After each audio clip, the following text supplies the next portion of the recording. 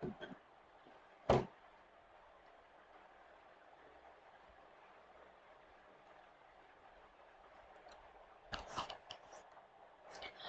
yes, hi guys, a very good afternoon to all of you. I, Arushi Ahuja Munjal, welcome you all to the Unacademy UGC Net.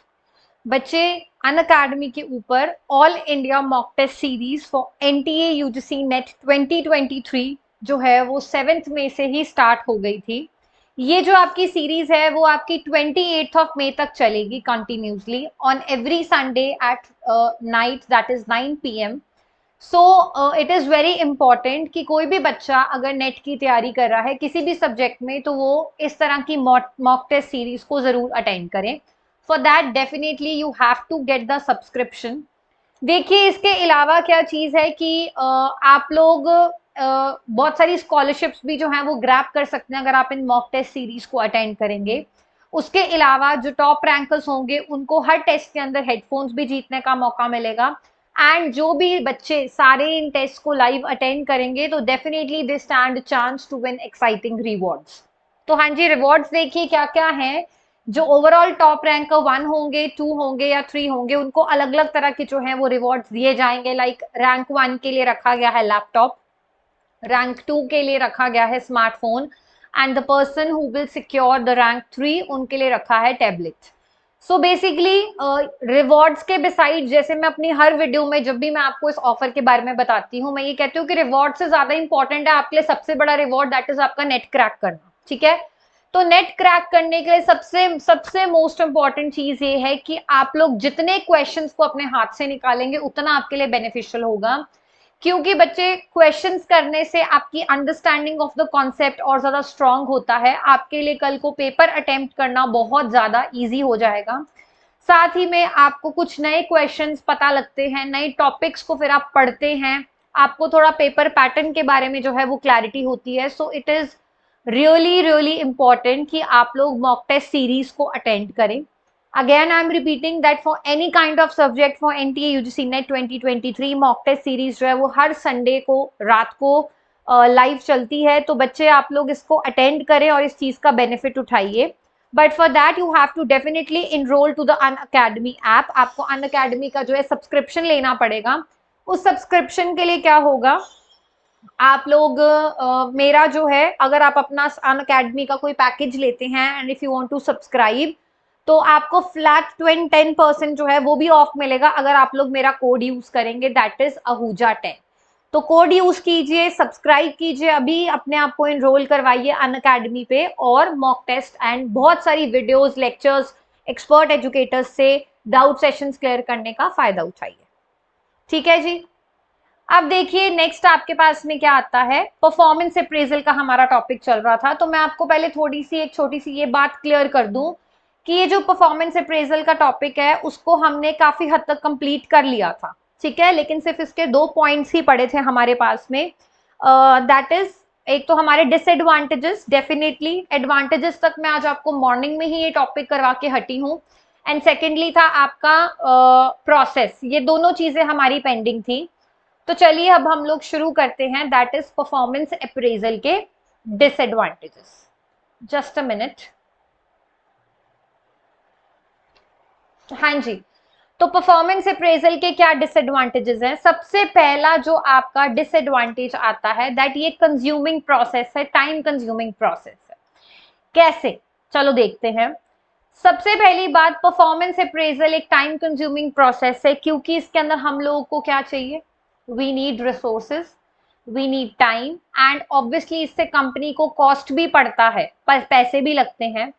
तो HR department को forms create करने पड़ते हैं, हर एक को बोलना पड़ता है कि वो इसको फिल करे, एज वेल एज फिर रिजल्ट्स को एनालाइज करना पड़ता है ताकि हम लोग प्रॉपर हर पर्सन को, हर इंडिविजुअल को स्पेसिफिक फीडबैक दे सके जब भी हम इस तरह के प्रोसीजर से निकलते हैं। तो देखिए अगर हम लोग एचआर डिपार्टमेंट को फॉर्म्स क्रिएट करने, उसमें टाइम भी लगेगा, उसमें कुछ रिसोर्सेज भी यूज होंगे, कंपनी की कॉस्ट भी लगेगी, सब लोग का टाइम जाएगा जब वो उसको फिल करेंगे और लास्ट में जब एनालिसिस करना होगा रिजल्ट्स का तो उसमें तो बहुत ही ज्यादा टाइम कंज्यूमिंग प्रोसेस है। क्योंकि जैसे मैंने आपको अभी अपने पिछले सेशन में बताया था कि परफॉर्मेंस अप्रेजल का मेन फायदा तभी है जब आप हर इंडिविजुअल को अलग से स्पेसिफिकली फीडबैक प्रोवाइड करें कि वो कैसे परफॉर्म कर रहे हैं, ठीक है। तो कई बार इवन ऑर्गेनाइजेशंस को इस प्रोसेस के लिए प्रोफेशनल्स एक्सपर्ट्स को भी हायर करना पड़ता है, उनको बुलाना पड़ता है कंपनी के बाहर से, ताकि वो इस तरह का इवैल्यूएशन प्रोसेस जो है वो कंडक्ट करें। फिर उस प्रोसेस को अगर वो डिजाइन करेंगे और वो फिर डिजाइन अगर हो रहा है और अगर हम लोग बाहर से एक प्रोफेशनल बॉडी बुला रहे हैं चीज करने के लिए, तो उसको क्लियरली इंप्लीमेंट करना भी बहुत ज्यादा जरूरी है। तो जो परफॉर्मेंस अप्रेजल प्रोसेस है वो काफी फिर क्या बन जाता है, कंपनी के लिए बहुत ज्यादा एक्सपेंसिव पड़ जाता है। तो ये time consuming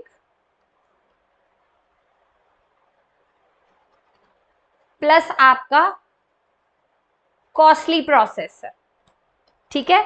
so this is what is your first disadvantage of your performance appraisal. Moving on to the next point, second point देखिए बच्चे क्या लिखा हुआ है, दैट इज पर्सनल बायर्स और इनकरेक्ट रेटिंग्स।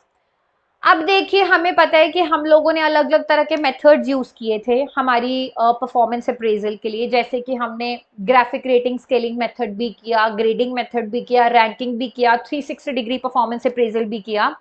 तो कहते हैं जब हम लोग परफॉर्मेंस को अप्रेज करते हैं, ये पॉसिबिलिटी है कि मैनेजर्स सिर्फ बुरा ना बनने के चक्कर के अंदर सारे एम्प्लॉयज को डिसेंट रेटिंग दे। डिसेंट रेटिंग से आप क्या समझते हैं कि अगर कोई गलत परफॉर्म कर भी रहा है और बहुत रिक्वायर्ड है उस पर्सन को करेक्ट करना, तो जस्ट बिकॉज वो बुरे ना बने इस चक्कर में वो उस चीज की रेटिंग ही डिसेंट कर देते हैं। ये सबसे बड़ा केस है कि क्यों, क्योंकि मैनेजर्स चाहते हैं कि वहां पे लड़ाइयां, कन्फ्लिक्ट्स और आर्ग्यूमेंट्स ना हो। फर्दर मोर अगर अगर कोई पर्टिकुलर पर्सन किसी की तरफ इंक्लाइंड है, पर्सनली वो उनसे बायसनेस करता है, तो वो बहुत ज्यादा प्रॉब्लम आती है आपकी रेटिंग्स के अंदर। फिर आपकी रेटिंग्स बिल्कुल करेक्ट और लॉजिकल ऑब्जेक्टिव नहीं हो सकती। मान लीजिए अगर एक मैनेजर एक एम्प्लॉय के काम को ज्यादा पसंद करता है, वो उसका दोस्त है, तो डेफिनेटली वो उसको ज्यादा बेटर रेट करेगा, और दूसरे को चाहे वो अच्छा भी परफॉर्म कर रहा हो तो ये प्रॉब्लम हो सकती है कि वो उसको अच्छा रेट ना करे। तो क्या कहते हैं कि this can be the case even if they are a good employee, जैसे कि मैंने बताया। तो जनरली एम्प्लॉयज और एम्प्लॉयर्स क्या करते हैं, एक एवरेज फीडबैक देते हैं हर एक एम्प्लॉयज को, एवरेज सा, ना बुरा ना ज्यादा अच्छा। इसका मतलब क्या है कि चाहे जो ओवर परफॉर्मेंस है, जो कि एक लेवल से बहुत अच्छा बियॉन्ड जाके बहुत अच्छा परफॉर्म कर रहे हैं, और इवन जो अंडर परफॉर्मेंस है, दोनों की ही फिर रेटिंग क्या हुई, करेक्टली नहीं हुई, क्योंकि वहां पे पर्सनल बायसनेस या कह लीजिए अपना पर्सनल जजमेंट जो है वो क्या हो गया, इन्वॉल्व हो गया। Am I correct? So these were the basic 2 points. Next चलते हैं हम क्वेश्चन पॉइंट नंबर 3 पे, हॉर्न एंड हैलो इफेक्ट। हाँ जी, हॉर्न एंड हैलो इफेक्ट के बारे में शायद आप लोगों ने सुना होगा। तो देखिए हॉर्न एंड हैलो इफेक्ट एक ह्यूमन टेंडेंसी है to see only the good or the bad in a person. Horn और हैलो, ठीक है। क्या कोई मुझे बता सकता है कि हॉर्न और हैलो का बेसिक मीनिंग क्या होता है?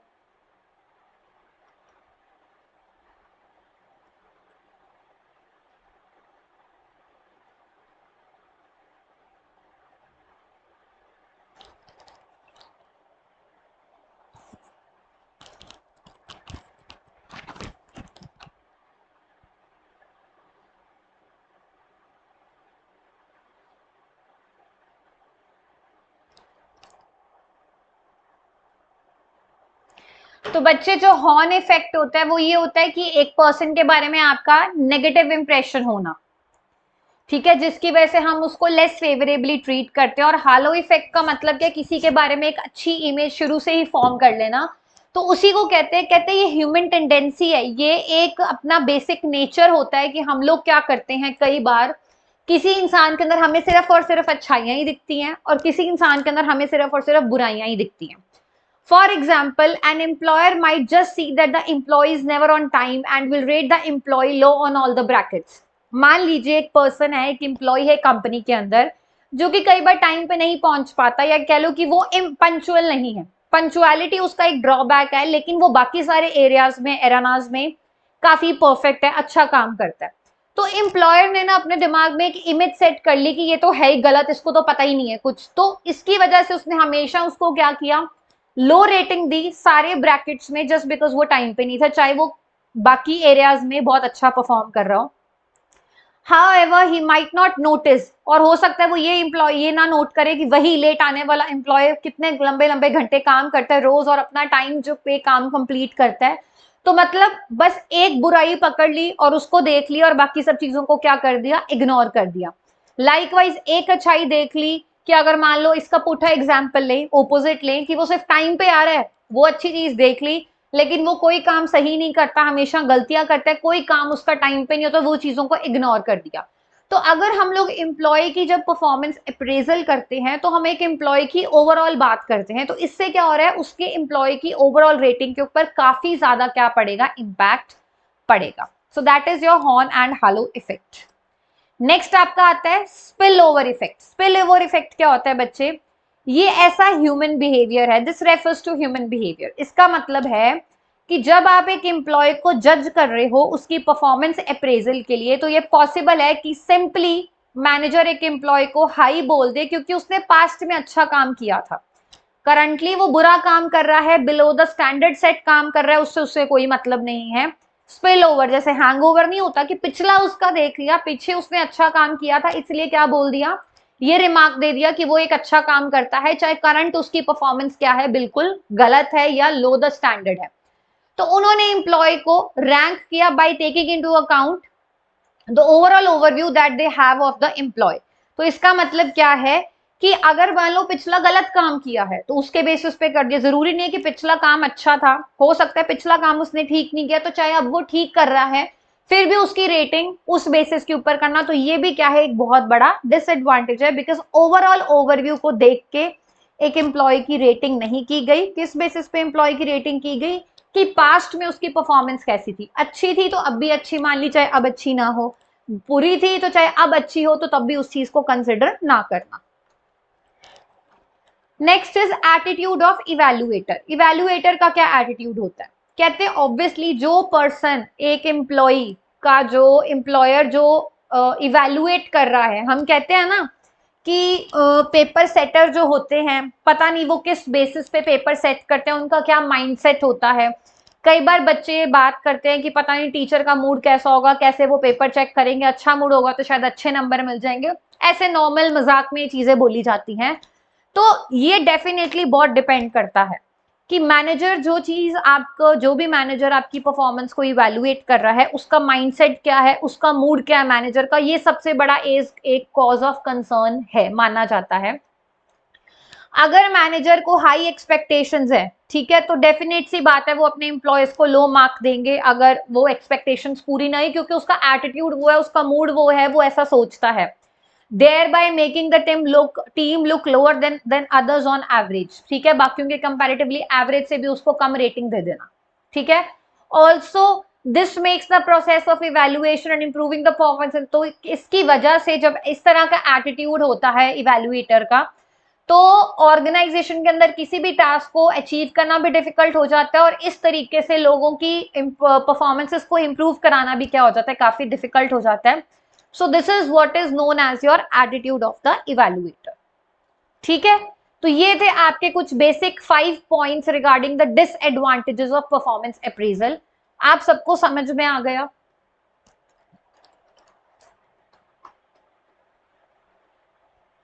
हाँ जी बताइए, the 5 points are clear?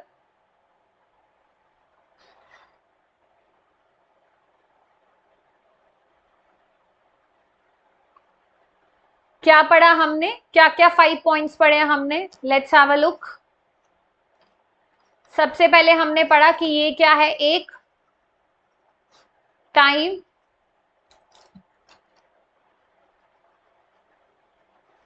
Consuming process है। सेकंड आपका आ गया personal bias. Third is your horn और halo effect. Fourth is your spill over effect. Fifth is your, fifth क्या आ जाएगा आपका, attitude of evaluator, right? So these were the 5 basic disadvantages of performance appraisal. I hope I am clear to everybody ki what is the disadvantages of performance appraisal. चलिए अब हम लोग आगे चलते हैं हमारे नेक्स्ट टॉपिक के ऊपर, दैट इज परफॉर्मेंस अप्रेजल का प्रोसेस। क्या होता है परफॉर्मेंस अप्रेजल का प्रोसेस? तो देखिए सबसे पहले आपके पास आ जाता है, सबसे फर्स्ट पॉइंट जो आपका आता है वो ये है कि आप परफॉर्मेंस स्टैंडर्ड्स को इस्टेब्लिश करते हैं। सबसे पहला पॉइंट क्या है कि आप अपने परफॉर्मेंस स्टैंडर्ड्स को इस्टेब्लिश करते हैं। इसके अंदर देखिए कहते हैं कि सबसे पहला जो स्टेप है परफॉर्मेंस अप्रेजल के अंदर कि आप एक स्टैंडर्ड सेट कर देते हैं। क्योंकि देखिए आज मैं कोई चीज मेजर कर रही हूँ तो किसी के अगेंस्ट ही करूंगी ना। अगर मुझे ये देखना है कि मैं गुड थी, वेरी गुड थी, बैड थी या वेरी बैड थी, मुझे कैसे पता लगेगा? डिपेंडिंग कि मैंने क्राइटेरिया क्या सेट किया। तो सबसे पहले मैं क्या करूंगी, स्टैंडर्ड को सेटअप करूंगी जो कि मेरा बेस बनेगा मेरी परफॉर्मेंस को कंपेयर करने के लिए। मतलब बेसिकली एज एन एम्प्लॉयर मेरे एम्प्लॉयज की परफॉर्मेंस की एक्चुअल परफॉर्मेंस को कंपेयर करने के लिए। इस स्टेप के अंदर क्या होता है, आप लोग एक क्राइटेरिया सेट करते हैं ये जज करने के लिए कि एम्प्लॉयज की परफॉर्मेंस क्या है। क्या वो सक्सेसफुल थे, क्या वो अनसक्सेसफुल थे, कितना डिग्री उन्होंने कंट्रीब्यूट किया ऑर्गेनाइजेशन के गोल्स और ऑब्जेक्टिव्स को अचीव करने के लिए। और जो आप स्टैंडर्ड सेट करेंगे बच्चे वो बिल्कुल क्लियर होने चाहिए, इजीली अंडरस्टैंडेबल और मेजरेबल होने चाहिए इन द टर्म्स। ठीक है। सेकेंड पॉइंट आता है जब आपने स्टैंडर्ड सेट कर दिया, अब आपको क्या करना है, अब आपको उन स्टैंडर्ड्स के बारे में अपने इंप्लॉयज को बताना है। वंस सेट मतलब जब एक बार स्टैंडर्ड सेट कर दिए तो ये मैनेजमेंट की रिस्पॉन्सिबिलिटी है कि वो इन स्टैंडर्ड्स को कम्युनिकेट करे अपने सारे इंप्लॉयज ऑफ द ऑर्गेनाइजेशन को। क्योंकि उन्हीं की परफॉर्मेंस इवैल्यूएट करनी है तो उनको तो पता होना चाहिए ना कि ये आपका बेंचमार्क है, अब इसके अकॉर्डिंग हम आपकी परफॉर्मेंस को जज करेंगे। एम्प्लॉयज को बिल्कुल क्लियरली स्टैंडर्ड्स क्या है उसके बारे में इंफॉर्म कर देना चाहिए, उनको बिल्कुल क्लियरली एक्सप्लेन कर देना चाहिए एम्प्लॉयज को कि क्या स्टैंडर्ड्स रखे गए हैं। जो स्टैंडर्ड्स आप लोग कम्युनिकेट करेंगे टू द अप्रेजर्स और वही सेम चीज आप इवैल्यूएटर्स को भी बताओगे कि हमने ये स्टैंडर्ड रखा है, ठीक है, तो आप इस बेसिस पे उनको इवैल्यूएट करना। और अगर रिक्वायर्ड है तो आप हमें बता दीजिए, आप अपने स्टैंडर्ड्स को मॉडिफाई भी कर सकते हो इस स्टेज के ऊपर, ताकि आप लोग क्या कर सको, एम्प्लॉयज से और इवैल्यूएटर से एक रेलेवेंट फीडबैक ले सको। मतलब जब मैंने स्टैंडर्ड सेट कर दिया तो मैं इंप्लॉयज को भी बताऊंगी और मैं इवैल्यूएटर्स को भी बताऊंगी, दोनों से मैं पूछ लूंगी, राय लेनी चाहिए, सजेशन लेनी चाहिए कि अगर उन दोनों को लगता है कि कुछ थोड़ा बहुत चेंज आना चाहिए तो वो इसी स्टेप के अंदर चेंज आना चाहिए। बिकॉज एक बार स्टैंडर्ड फिक्स कर दिया, उसके बेस पे लोगों ने काम शुरू कर दिया, उसके बाद स्टैंडर्ड्स को चेंज करने का कोई पॉइंट फायदा ही नहीं है, बिकॉज फिर इवैल्यूएशन पॉसिबल नहीं हो पाएगी। तो फीडबैक लेके एम्प्लॉयज से या इवैल्यूएटर से अगर थोड़ी बहुत मॉडिफिकेशंस चाहिए तो उसी टाइम पे उन स्टैंडर्ड्स को चेंज थोड़ा बहुत किया जा सकता है। ठीक है जी। फिर क्या, स्टैंडर्ड सेट हो गया, डिसाइड हो गया फाइनल कि ये स्टैंडर्ड्स हमने सेट कर दिया। Now is your measuring the actual performance. जो परफॉर्मेंस अप्रेजल का सबसे डिफिकल्ट पार्ट होता है बच्चे वो यही होता है कि आप एक्चुअल परफॉर्मेंस को कैसे मेजर करेंगे। That is measuring the actual performance of the employees, that is the work done by the employees during the specific period of time. उनको बोला था आपने एक सर्टेन ऑब्जेक्टिव अचीव करना है, ये इनका स्टैंडर्ड था, ये इनका गोल था, ठीक है। अब उनको टाइम दिया गया कि आप इस टाइम के अंदर इस गोल को पूरा कीजिए। तो अब क्या देखा जाता है कि यहाँ पे जो एम्प्लॉयज ने उस पीरियड ऑफ टाइम के अंदर काम किया था आप उसको एक्चुअल में मेजर कर रहे हैं। ये आपका एक कॉन्टिन्यूस प्रोसेस होता है जब आप एक्चुअल परफॉर्मेंस को मेजर करते हैं, क्योंकि आप थ्रू आउट द ईयर एक एम्प्लॉय की परफॉर्मेंस को मॉनिटर करते हैं। इस स्टेज के अंदर आपको बहुत केयरफुली सही टेक्निक्स यूज करनी चाहिए मेजर करने की। इस चीज का ध्यान रखते हुए कि personal bias, subjectivity, judgement, personal judgement कहीं पे भी ना आए जो कि इस प्रोसेस के ऊपर अपना कोई इफेक्ट डाले। रादर वो टेक्निक्स होनी चाहिए जो कि हमें हेल्प भी करे, असिस्टेंस ही प्रोवाइड करे, रेदर देन एम्प्लॉयज के काम में दखल अंदाजी देने की बजाय। फिर आपके पास आ जाएगा फोर्थ पॉइंट, दैट इज फिर अब आप एक्चुअल परफॉर्मेंस को स्टैंडर्ड परफॉर्मेंस जो आपने डिजायर्ड परफॉर्मेंस थी उसके साथ आप लोग क्या करेंगे, कंपेयर करेंगे। एक्चुअल परफॉर्मेंस को डिजायर्ड या स्टैंडर्ड परफॉर्मेंस के अगेंस्ट क्या किया जाता है, कंपेयर किया जाता है। कंपैरिजन हमें ये बता देता है कि क्या जो स्टैंडर्ड सेट किया था उस स्टैंडर्ड को एम्प्लॉय ने पूरा किया या नहीं किया, क्या वो चूक गया, क्या वो उससे ऊपर पूरा उतर गया या उसने उससे भी एक्सेल परफॉर्मेंस किया। ये जो रिजल्ट है वो ये शो करेगा कि एक्चुअल परफॉर्मेंस डिजायर्ड परफॉर्मेंस से ज्यादा थी, एक्चुअल परफॉर्मेंस डिजायर्ड परफॉर्मेंस से कम थी, जो कि एक नेगेटिव डेविएशन, एक नेगेटिविटी, एक कमी का सिग्नल है। इसके अंदर फिर हम लोग क्या करते हैं, एम्प्लॉयज की परफॉर्मेंस को अगर नेगेटिव डेविएशन आते हैं हम दोबारा से उसकी परफॉर्मेंस को रिकॉल करते हैं, इवैल्यूएट करते हैं, उसके डेटा को, उसकी परफॉर्मेंस को दोबारा से री एनालाइज करते हैं। सो ये स्टेप आता है आपकी comparing actual performance with the desired performance के साथ में। ठीक है, लास्ट में आपके पास क्या आ जाता है, that is your discussing results. Last में आप क्या करेंगे, रिजल्ट्स को क्या करते हैं, डिस्कस करते हैं। फीडबैक देना चाहिए हमेशा आपको एक पॉजिटिव एटीट्यूड के साथ, क्योंकि आप किस वे में किसी को उनका परफॉर्मेंस का रिजल्ट बता रहे हैं उससे एम्प्लॉय के फ्यूचर की परफॉर्मेंस के ऊपर बहुत ज्यादा फर्क पड़ता है। एक छोटा सा एग्जांपल देती हूँ, मान लो एक बच्चा है, उसका 10th का रिजल्ट आना था, 9th का रिजल्ट आना था, किसी भी क्लास का रिजल्ट आना है, ठीक है। नो डाउट पेरेंट्स को बहुत हाई एक्सपेक्टेशंस होती हैं कि हमारा बच्चा अच्छा करे, क्योंकि वो उसके वेलबींग के लिए ही सोचते हैं। लेकिन मान लीजिए अप टू द मार्क्स उसकी इस ईयर परफॉर्मेंस नहीं रही due to any of the reason, वो कॉन्सेंट्रेट नहीं कर पाया, घर में कोई प्रॉब्लम होगी, हेल्थ इशू आ गया, या इवन बेस्ट देने के बाद भी उसके अच्छे मार्क्स, या कह लीजिए कि फर्स्ट डिवीजन तक तो था लेकिन प्रॉपर उसके अच्छे मार्क्स जो थे वो नहीं आ पाए। उसका कारण क्या था, कुछ भी XYZ उसका रीजन हो सकता है। तो ये जो फीडबैक है वो हमेशा एक पॉजिटिव एटीट्यूड के साथ देना चाहिए, क्योंकि अगर मान लो उस टाइम पे पेरेंट्स बहुत ज्यादा अगर बच्चे को डांट देंगे तो बच्चा सहम जाएगा, वो एक प्रेशर ले लेगा, मार्क्स मार्क्स मार्क्स, कि मुझे मार्क्स सिक्योर करने हैं, मार्क्स सिक्योर करूंगा तो मेरे पेरेंट्स मुझे प्यार करेंगे, मुझे डांटेंगे नहीं, XYZ। तो वो कॉन्फिडेंस होने की बजाय, अगली बार अपने आप को समझाने की बजाय कि मैं फ्यूचर परफॉर्मेंस अच्छा करूं, वो डर में, वो फियर में चला जाएगा।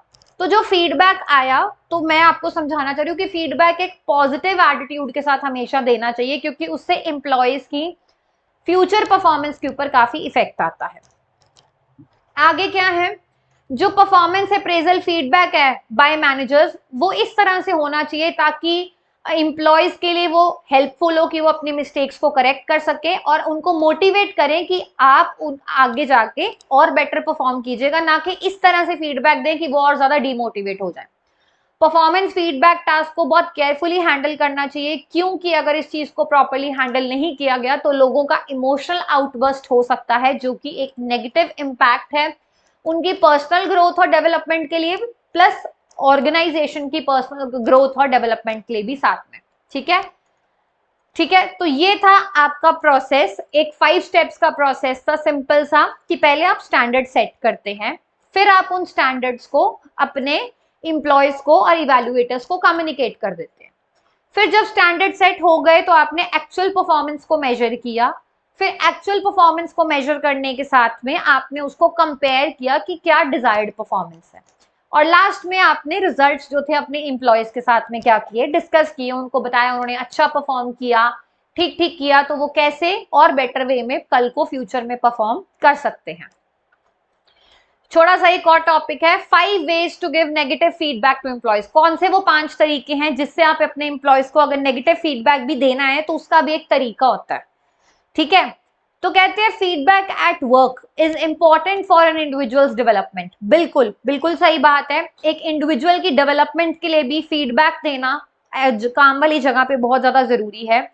लेकिन कुछ लोग काफी ओवर सेंसिटिव हो जाते हैं टू नेगेटिव फीडबैक, जो कि मैनेजर्स के लिए फिर डिफिकल्ट हो जाता है, लीडर्स के लिए अंडरस्टैंड करना डिफिकल्ट हो जाता है, कि उनको पता है कि ये लोग बहुत सेंसिटिव है, पता नहीं ये फीडबैक को कैसे ले पाएंगे क्योंकि उनकी performance up to the mark नहीं थी, तो उसको कैसे उन तक कन्वे करें, वो 5 तरीके मैं आपसे डिस्कस करने जा रही हूँ। तो देखिए क्या है, एम्प्लॉय परफॉर्मेंस रिव्यूज करिए। ठीक है, ये एक छोटा सा डायग्राम था आपके लिए कि एम्प्लॉयज क्या से कह रहे हैं। कई बार होता है कि एम्प्लॉयज कहते हैं 70% से कि मैनेजर्स जो है वो क्लियर गोल्स और डायरेक्शंस प्रोवाइड नहीं कहते, 70% कहते हैं कि परफॉर्मेंस एक्सपेक्टेशंस जो हैं वो क्लियरली डिफाइन नहीं गई हैं, 80% कहते हैं कि सुपरवाइज जो है वो फॉलो अप नहीं करता, उनको रिव्यू नहीं करता। तो कहते हैं कि एम्प्लॉय परफॉर्मेंस रिव्यूज बहुत इंपॉर्टेंट है, इस गैप को ब्रिज करना बहुत ज्यादा जरूरी है। तो देखिए फर्स्ट जो तरीका था, combine negative and positive, negative और पॉजिटिव को कंबाइन कर दीजिए। ठीक है, मैंने देखो साइड में खाने पीने की स्लाइड रखी है। कई बार बच्चों को कुछ चीजें पसंद नहीं होती है टेस्ट के अंदर, तो पेरेंट्स को पता है लेकिन ये चीज उसकी बॉडी के लिए इंपॉर्टेंट है, तो वो क्या करते हैं, कुछ अच्छी चीज और एक बुरी चीज जिसका उनको टेस्ट नहीं पसंद और जो चीज मिक्स हो सकती है हम उसको कंबाइन कर देते हैं ताकि उस चीज का टेस्ट भी ना आए और उनके बच्चे को प्रोटीन या कुछ भी नेसेसरी न्यूट्रिएंट्स उनकी बॉडी को मिले। लाइकवाइज फीडबैक होता है, आपको आपका नेगेटिव और पॉजिटिव फीडबैक कंबाइन करना है। तो कहते हैं सबसे पहला जो आइडियल वे है फीडबैक देने का, जो कि लोग एक्सट्रीमली इमोशनल है, that is to go for sandwich method. Sandwich method क्या है? Sandwich the negative feedback between the two layers of positive feedback. बहुत अच्छे, ये देख पा रहे हैं बंस कितना अच्छा आपके सामने इसको रैप, रैप तो नहीं कहेंगे, काइंड ऑफ जैसे सबवे नहीं खाते हैं हम लोग वैसा। दो लेयर्स हैं सैंडविच की, एक पीस ब्रेड का ये, एक पीस ब्रेड का ये पॉजिटिव है, ये भी पॉजिटिव है। इसके बीच में एक छोटी सी लेयर आपने एक अपने नेगेटिव फीडबैक की डालनी है। इससे क्या होगा, वो जो दो सॉफ्ट लेयर्स हैं ब्रेड की, उसके हेल्प से, उन पॉजिटिव फीडबैक की हेल्प से जो नेगेटिव फीडबैक की छोटी सी लेयर है उसका इम्पैक्ट थोड़ा सा क्या हो जाएगा, सॉफ्ट हो जाएगा। तो ये बहुत ही अच्छा तरीका है कि आप नेगेटिव फीडबैक को सैंडविच कर दो पॉजिटिव फीडबैक की लेयर्स के, दो लेयर्स के बीच में। ठीक है। सेकंड है बी ऑब्जेक्टिव। सोचिए ऑब्जेक्टिवली, बहुत स्मार्टली वो चीज करिए। It is important that you ensure that the person receiving the feedback knows that the feedback is not personal vendetta. सबसे इंपॉर्टेंट चीज क्या है, आप ये इंश्योर करें कि जो भी इंसान को फीडबैक मिल रहा है उसको पता हो कि फीडबैक उसके पर्सनली, हमारा पर्सनल लेवल का कोई इश्यू नहीं है, it is purely on the basis of your work done. इस तरह का फंडामेंटल एट्रीब्यूशन एरर क्या है कि एम्प्लॉय कई बार क्या होता है, सबसे इंपॉर्टेंट चीज है कि आप जब अपना फीडबैक दें तो आप उसके काम के रिलेटेड दें। अगर आप उस पर्सन को पर्सनली लाइक नहीं करते हैं, आपको उसके बारे में कुछ नेगेटिव रिव्यूज हैं, तो आपका उस चीज से, उसके काम से कोई लेना देना नहीं है। अब मुझे पता है फॉर एग्जाम्पल मेरा एम्प्लॉयर मुझे पसंद नहीं करता, ठीक है, तो मेरे दिमाग में ना हमेशा ये चीज रहेगी कि ये तो मेरा काम अच्छा भी होगा ना तो मेरे अंदर गलती निकालेगा। ठीक है, तो ये श्योर करना मेरे एम्प्लॉयर की जिम्मेवारी है कि वो ये इंश्योर करे कि मेरे को इस चीज की श्योरिटी हो कि मैं ये बात बोलूं कि चाहे वो मुझे पर्सनली पसंद नहीं करते होंगे लेकिन मेरा काम ठीक होगा तो वो मुझे सही भी बोलेंगे, मेरी प्रेस भी करेंगे, लेकिन मेरा काम ठीक नहीं होगा तो वो उसको गलत कहेंगे। मतलब मेरे को इस चीज की श्योरिटी होनी जरूरी है। वो श्योरिटी मुझे कौन दिलवाएगा? मेरा मैनेजर या मेरा एम्प्लॉयर भी मतलब जो है वो दिलवाएगा। Clearly, so this is how one can be objective. Don't use harsh words, कभी भी गलत वर्ड्स का यूज नहीं करना चाहिए। तो हम नॉर्मल बेसिक मैनर्स में भी सिखाते हैं कि अपनी बात को रखिए, बहुत प्यार से रखिए। कुछ भी ऐसे वर्ड्स, हर्टफुल सेंटेंसेस मत बोलिए जो कि किसी को थ्रेटन करे, किसी के लिए, किसी को डिफेम करे या किसी के लिए डेरोगेटरी हो। कहते हैं कि किसी को आउटराइटली ये बोलने के बजाय कि तुम बुरे हो, इट इज बेटर कि आप उसी वर्ड्स को लेस हार्श मैनर में यूज करें। आप उनको सजेशंस और सोल्यूशन दें कि आप उस चीज से कैसे बेटर कर सकते हैं जिसपे वो बुरे हैं। आप उनको सिंपली बोलिए कि अभी ये परफॉर्मेंस आपकी ठीक नहीं हुई but it's okay, you can perform better. अब मैंने क्या किया, मैंने आपको ये बोला, आपको बता भी दिया कि आपकी परफॉर्मेंस ठीक नहीं थी, लेकिन साथ में मैंने उसको कवर अप भी कैसे किया कि आप उसको और अगली बार अच्छी तरह से कर सकते हैं। कहते हैं कि कई बार जो मोस्ट हर्टफुल सेंटेंसेस है, कई बार सामने वाला पर्सन, एम्प्लॉय उसको धमकी की तरह, डेरोगेटरी, उसकी रिस्पेक्ट के ऊपर ले लेते हैं। तो बेसिकली एम्प्लॉयज को आपके साथ सेफ फील होना चाहिए, कभी भी वो डेरोगेटरी या थ्रेटेंड आपके वर्ड से फील ना करें, आपके फीडबैक से बुरा ना फील करें। ठीक है, next is your importance of feedback. कहते हैं कि सबसे पहले अगर आपको फीडबैक देना है, वो भी नेगेटिव, तो आपको सामने वाले पर्सन को पहले रियलाइज कराओ कि फीडबैक का क्या इंपॉर्टेंस है। हाईलाइट कीजिए, चाहे पॉजिटिव फीडबैक का चाहे नेगेटिव फीडबैक का, प्रोफेशनल लाइफ में उसका क्या महत्व है, क्या इंपॉर्टेंस है। You can then follow up with an example. फिर आप एक एग्जाम्पल के साथ स्टार्ट कर सकते हैं कि कैसे आपको एक बार कोई फीडबैक मिला था आपके एम्प्लॉयर से, तो कैसे आपने खुद ने पॉजिटिवली उस चीज को लिया और आज आप एक बेटर प्रोफेशनल बन गए। इस तरह के कुछ एग्जाम्पल्स कोट करके, उसकी इंपॉर्टेंस हाईलाइट करके आप सामने वाले को बता सकते हैं। आप देखें कि उस टाइम आपकी टोन, आपकी जो बोलने की टोन है वो काफी काम है, कंटेंटेड है, सॉफ्टली आप बोल रहे हैं लाइक अ मेंटोर, ना कि गुस्से से, रूड वे में या फिर किसी को कंडेंसिंग करने के वे के अंदर। Clear to everyone? लास्ट में क्या है, give feedback in private for sensitive people. कहते हैं ना कि भीड़ में कभी बेइज्जती नहीं करनी चाहिए। आप चाहे बेइज्जती करने का, किसी को डीमोरलाइज करने का आपका मोटिव ना हो, लेकिन अगर कुछ लोग जो हैं काफी सेंसिटिव है तो आप इंश्योर कीजिए कि आप उनको प्राइवेटली अलग से उनको फीडबैक दीजिए। कहते हैं जो लोग इमोशनल होते हैं, बहुत इंपॉर्टेंट है कि आप उनको हमेशा प्राइवेट के अंदर फीडबैक दें। इमोशंस क्या है, ये एक रिजल्ट है एक इंसान की सेंसिटिविटी का, और नेगेटिव या कंस्ट्रक्टेड फीडबैक वो भी काफी एक उनके लिए सेंसिटिव टॉपिक बन जाता है, जो कि काफी लोग इमोशनल होते हैं। तो उस तरह के लोगों को फीडबैक देना इन फ्रंट ऑफ रूम जहां पे बहुत सारे लोग हैं, उनका उनकी पर्सनालिटी के ऊपर, उनकी प्रोडक्टिविटी के ऊपर काफी एडवर्स इंपैक्ट हो सकता है। ठीक है, लास्ट क्या आ जाता है आपके पास, डिसीजन मेकिंग। कहते हैं कि purpose of conducting, just a minute बच्चे, हाँ, the purpose of conducting employee performance appraisal is for making decisions. कहते हैं कि हम लोग ये करे क्यों रहे हैं, हम ऐसा क्यों करते हैं, हम लोग डिसीजन मेकिंग क्यों करते हैं, मतलब आई मीन परफॉर्मेंस अप्रेजल अपन लोग क्यों करते हैं, क्योंकि हम लोग को कुछ डिसीजंस लेने होते हैं। ठीक है, अबाउट एम्प्लॉयज के रिगार्डिंग हम लोग कुछ डिसीजन लेने होते हैं बिना किसी बायसनेस के, एचआर मैनेजर ने। तो जो डिसीजन मेकिंग होती है एचआर मैनेजर्स की, वो क्या होती है रिगार्डिंग कि एम्प्लॉयज को कितना रिवॉर्ड देना है, उनकी प्रमोशन डिमोशन करना है, ट्रांसफर करना है, कई बार सस्पेंड डिसमिस करने की भी नौबत आ जाती है। इन सब चीजों के कारण हम लोग एम्प्लॉय की परफॉर्मेंस अप्रेजल करते हैं। तो कहते हैं एचआर मैनेजर जो भी डिसीजन लेंगे वो एग्जैक्टली मैच करना चाहिए उस पर्सन की परफॉर्मेंस के साथ, ताकि कल को ग्रीवेंसेस ना हो, उन लोगों के बीच में डिस्टर्बेंसेस ना हो, क्योंकि अगर ऐसा कुछ भी होगा तो ओवरऑल परफॉर्मेंस जो ऑर्गेनाइजेशन की वो डेफिनेटली क्या करेगी, सफर करेगी। ठीक है जी, अब जैसे कि देखिए लास्ट में क्या आता है कि पुअर अप्रेजल के साथ में आप कैसे डील करेंगे। कहते हैं बैड अप्रेजल्स जैसे कि होते हैं बैड हेयर डेज। कई बार हम कहते हैं स्पेसिफिकली लड़कियां तो कहती है आज बैड हेयर डे, आज मेरे बाल अच्छे नहीं लग रहे, बालों पे ऑयल आ रखा है। तो अच्छे से अच्छे लोगों के ऊपर भी वो चीज आती है, चाहे कोई कितना मर्जी एक्सीलेंट क्यों ना हो, हर इंसान ठोकर खा के ही सीखता है। तो क्या है सोल्यूशन, क्विटिंग सोल्यूशन है? नो, क्विटिंग उस चीज को खत्म कर देना बिल्कुल भी सोल्यूशन नहीं है। मैं आपको एक छोटी सी मूवी का एग्जांपल देती हूँ।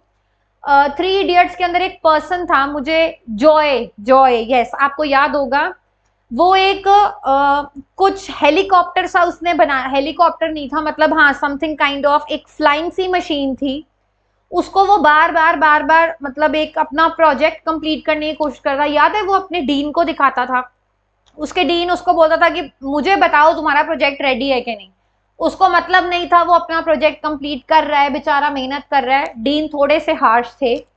तो अल्टीमेटली हुआ क्या, आमिर खान ने देखा कि वो एक अच्छी चीज बना रहा है, उसने उसके ऊपर वर्क किया, थोड़ी जो टेक्निकल प्रॉब्लम्स आ रही थी उसको सेट करके फाइनली जिस दिन उसने उसको उड़ा के, क्योंकि उसके अंदर एक कैमरा भी इंस्टॉल था, जब उन्होंने सोचा उन तीनों ने, आमिर खान और वो जो 2 एक्टर साथ में और थे, उन्होंने क्या सोचा था कि आज हम इसको उड़ा के दिखाएंगे तो जॉय बहुत खुश होगा और अब वो अपना प्रोजेक्ट डीन को सबमिट करा सकता है। तो जस्ट बिकॉज उसके बॉस ने उसको पुअर अप्रेजल दिया डीन ने, उसने क्या किया लास्ट में वो हार गया। ही क्विटेड, उसमें लिखा हुआ था आई क्विट, है ना, and he hanged himself to death. ठीक है, तो वो पुअर अप्रेजल के साथ डील करने का तरीका बच्चे ये बिल्कुल नहीं होता कि आप लोग क्विट कर दे, rather take a good look at your performance, अपनी परफॉर्मेंस के ऊपर एक बार ध्यान दें और अपने कोर्स के ऊपर आगे देखें। लुक विद इन, सबसे पहले आप अपने ऊपर देखिए। फर्स्ट जो तरीका है ये एम्प्लॉयज के लिए है बच्चे, कि आपको अब पुअर अप्रेजल मिला है तो आपने क्या करना है, अपने अंदर देखिए, अपने अंदर ऑनेस्ट इंट्रोस्पेक्ट करो खुद को, ऑनेस्ट माइंडसेट के साथ देखिए कि सच में मेरी गलती थी क्या, मैं सच में यहाँ पे लैक किया था, मुझे पता था तो मैंने क्यों उसको इंप्रूव नहीं किया। ठीक है, अपने आप से एक सवाल कीजिए कि what is wrong with me. अगर आपने ये चीज एक बार कर ली तो डेफिनेटली चीजें क्या आ जाएंगी, इन प्लेस फॉल डेफिनेटली करेंगे। Next, talk to the boss, उसका तो अपने बॉस से बात कीजिए। Speak to the boss about the performance review, उनसे कामली बात कीजिए कि परफॉर्मेंस रिव्यू आपको दोबारा दें। कहते हैं कि हो सकते हैं, चांसेस हो सकते हैं कि शायद आपके बॉस को वो क्रिटिकल एक्टिविटीज और इनिशिएटिव्स याद ना हो जो आपने लिए थे उस प्रोजेक्ट के टाइम पे। ठीक है, तो बेटर है कि आप उस चीज के बारे में अपने बॉस से बातचीत करें। Take it in your stride, मतलब क्या है कि हो सकता है कि जब आप अपने बॉस से बात करेंगे तो वो critical evaluation on the spot हो जाए। ठीक है, अगर कोई पर्सन, कोई बड़ा आपका बॉस, आपका गाइड अगर आपको क्रिटिक करता है तो उसको पर्सनली मत लीजिए उस और क्विट मत करिए, ये आपकी सबसे बड़ी गलती हो सकती है। अपने सीनियर कलीग मेंटोर से कंसिडर कीजिए, उनसे बात कीजिए कि मैं इसको इंप्रूव कैसे करूं, ठीक है। नेक्स्ट क्या आ जाता है, प्लान अहेड। प्लान अहेड का मतलब क्या है, B actively involve in setting your targets. अपने एक्टिवली इन्वॉल्व हो जाओ, पैकअप हो जाओ, अपने आप को बकअप करो कि मेरे ये टारगेट्स हैं जो मैंने इस साल में अचीव करने हैं मेरी स्ट्रेंथ के बेसिस के ऊपर, ठीक है। ऑल्सो अपनी परफॉर्मेंस को रिव्यू करने के लिए बोलो अपने बॉस को कि रिव्यू लिया, अब मेरे को मेरी परफॉर्मेंस रिव्यू करो ताकि मैं टाइम टू टाइम उस चीज को क्या करता रहूं, ठीक करता रहूं या करती रहूं। That way there will be fewer. इसकी वजह से बहुत, अगर आपका नंबर पुअर अप्रेजल का 10 था वो धीरे धीरे 8 पे आएगा, 8 से 6 पे आएगा, एंड अल्टीमेटली कभी कभार आप सरप्राइजिंगली कुछ कभी अनप्लेजेंटली गलतियां कर देंगे, रेगुलर रूटीन वो आपका बिल्कुल भी नहीं बनेगा, ठीक है। And then move on gracefully.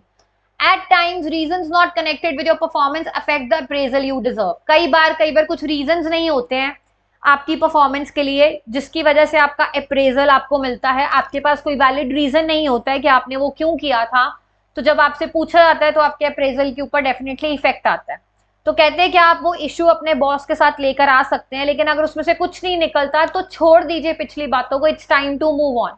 You never know when it can come back to haunt you, क्योंकि अगर आप कुछ चीजों को पकड़ के बैठे रहेंगे तो आपको वो चीजें बार बार परेशान ही करती रहेंगी, ठीक है। सो नेक्स्ट आपके पास क्या आ जाता है, लास्ट आपके पास आता है 5 वेज। वो तो था अपने आप को समझाना, अब तरीके क्या है कि आप कैसे एक पुअर परफॉर्मर को डिस्कार्ड कर सकते हैं, जो टैग है आपका पुअर परफॉर्मेंस का उसको आप खत्म कैसे कर सकते हैं। कहते हैं कि किसी को भी नहीं चाहिए कि मैं एक पुअर परफॉर्मर की तरह दिखूं, there always a reason why you are being perceived that way. कहते हैं कि अगर आपको कोई पुअर मानता है तो उसके पीछे का कोई कारण होता है, और वो क्या कारण है, वही कारण ढूंढना क्या है आपकी जॉब है। सबसे पहले आ जाता है find the root cause. Root cause सबसे पहले क्या है, उस टैग को अगर आप शेड करना चाहते हैं, उसको वहां से निकालना। जैसे आप इस पौधे को देख रहे हैं, जमीन में है, अगर आप ये चाहते हैं ये पौधा ना उगे तो आपको इसको जड़ से निकाल के फेंकना पड़ेगा, ठीक है। आपको देखना पड़ेगा कि डीप डाउन वो जो पुअर परफॉर्मेंस की जो जड़ है वो कहां से निकल के आ रही है, कहां पे मेरी गलती है जिसकी वजह से वो मेरे ऊपर टैग लग रहा है। क्या मेरे अंदर स्किल की कमी है या मेरे अंदर मोटिवेशन की कमी है उस चीज को परफॉर्म करने की। जब आपको एक बार ये चीज पता लग जाएगी, आप ये चीज को एक्सेप्ट कर लेंगे कि मैं अंडर परफॉर्म कर रहा था या कर रही थी, तो आपके लिए करेक्टिव एक्शन लेना काफी इजी हो जाएगा। नेक्स्ट है सीड फीडबैक, सीक फीडबैक। आप कॉन्स्टेंटली अपने एम्प्लॉयर से 360 डिग्री का फीडबैक मांगिए ताकि आपको पता लगे। अगर एम्प्लॉयर से नहीं तो अपने साथ वालों से पूछिए कि तुम्हें क्या लगता है कि मैं कहां पे गलत जा रही हूँ या गलत जा रहा हूँ। अपने आप को तो आपने इंट्रोस्पेक्ट कर ही लिया, लोगों से भी पूछिए। उस फीडबैक को पॉजिटिव मैनर में लें। अगर आप पॉजिटिव मैनर में लेंगे तो आप प्रोफेशनली और पर्सनली दोनों वेज में क्या कर सकते हैं, ग्रो कर सकते हैं। जो क्रिटिसिज्म आएगा उसको कंस्ट्रक्टिवली लें और अपनी पिछली गलतियों से सीखें, ठीक है। Take initiative and deliver. अगर आपकी अंदर एबिलिटी नहीं थी, स्किल की कमी थी, तो आपको इनिशिएटिव लेना है कि आप अपने आप को ट्रेन करें उस पर्टिकुलर स्किल के लिए। मुझे मैथ से डर लगता है तो मैं क्या करूंगी, डर के बैठ जाऊंगी? नो, इनिशिएटिव लूंगी, मैं और प्रैक्टिस करूंगी, जो चीज मेरे कॉन्सेप्ट्स वीक है मैं उसको और स्ट्रॉन्ग करूंगी। अपने मैनेजर के साथ एक ऑनेस्ट कॉन्वर्सेशन कीजिए, उसको बताइए कि आपको इस स्किल को इंप्रूव करने के लिए ट्रेनिंग चाहिए क्योंकि मुझे पता लग चुका है कि मेरी कमी यहीं पे ही है। जहां पे एम्प्लॉय प्रोएक्टिव होगा, मैनेजर्स खुद खुश होके आगे होके आपकी मदद करने जरूर आएंगे। Next is work with high performance. जब आप टीम्स के अंदर, ग्रुप प्रोजेक्ट्स के अंदर काम कर रहे हैं, जो मेंबर्स बहुत अच्छा काम कर रहे हैं उनके साथ सीखने की कोशिश कीजिए, उनके साथ काम करने की कोशिश कीजिए, जो और उनके साथ काम कीजिए जिन्होंने आपके साथ पास्ट में आपकी परफॉर्मेंस के ऊपर पॉजिटिवली रिस्पॉन्ड किया था, जो कि आपको हेल्प करने के लिए रेडी है। इससे क्या आप अपने एक्सपीरियंसेस से सीखेंगे, एज वेल एज आप अपने काम को एक पॉजिटिव लाइट में बदलता हुआ भी देखेंगे। लास्ट में क्या, छोटे छोटे स्टेप्स लीजिए। कहते हैं जो लेबल ऑफ पुअर परफॉर्मर है वो आता है जब आपने over a period of time, काफी लंबे समय तक वो डिलीवर नहीं किया था जो कि आपको डिलीवर करना चाहिए था। तो सबसे क्विकेस्ट वे क्या है इस चीज को करने का, अच्छा परफॉर्म करने का एट स्मॉलर टास्क, ठीक है, that are more short term in nature. तो सबसे क्विक क्या, छोटे छोटे स्टेप लीजिए, पहले छोटे छोटे टास्क को करेक्ट कीजिए, उसके बाद वो छोटे छोटे टास्क जो हैं वो आपके बड़े टास्क में जब कन्वर्ट हो जाएंगे तो आप ऑटोमेटिकली बड़े टास्क को भी सही करने के तरीके से शुरू कर देंगे। ऐसी छोटी छोटी जीत जो है वो आपको एक गुड परफॉर्मर बनाना शुरू कर देगी। That's it. बड़ा सिंपल सा टॉपिक था और मैं कहती हूँ बहुत पर्सनली लेवल पे मुझे टॉपिक बहुत पसंद आया कि आप कैसे अपने आप को बूस्ट अप कर सकते हैं। So that's all for today. ये हमारा परफॉर्मेंस अप्रेजल का जो टॉपिक है वो खत्म होता है। अगर आपको मेरी वीडियो पसंद आई तो प्लीज लाइक करें एंड डेफिनेटली कमेंट्स करें मेरी वीडियो पे, and yes don't forget to subscribe our channel Unacademy UGC NET. Thank you so much, bye bye, take care.